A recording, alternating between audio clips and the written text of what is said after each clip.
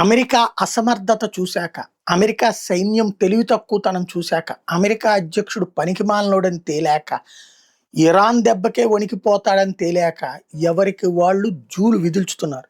Russia అయితే చూసుకుందాం అంటోంది. దమ్ముంటే చూసుకుందాం అంటోంది. ఇరానే అన్నప్పుడు ఇంకా రష్యా అనడానికి ఏం బాధ?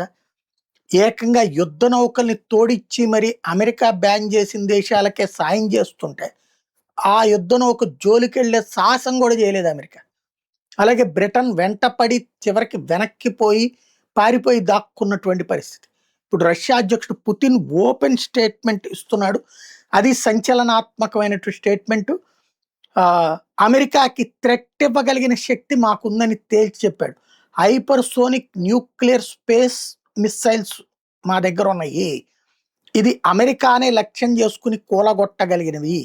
న్యూయార్క్ నగరం మొత్తాన్ని ఒక్క రోజులో లేపేయగలము. ఇది తాజాగా రష్యా అధ్యక్షుడు చెప్తున్నమాట.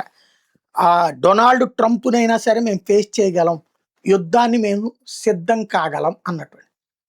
ఓ రకంగా ట్రంప్ని ఏం బెదిరిస్తున్నాడంటే నాటో నుంచి నువ్వు వైదొలిగిపో, నాటో దేశాలు నాటో ముక్క చెక్కలవుతుంది, నాటోలో ఉన్న దేశాలు మళ్ళీ సచ్చినట్టు రష్యా వైపు వచ్చేటట్టుగా రష్యా చేసుకుంటుంది.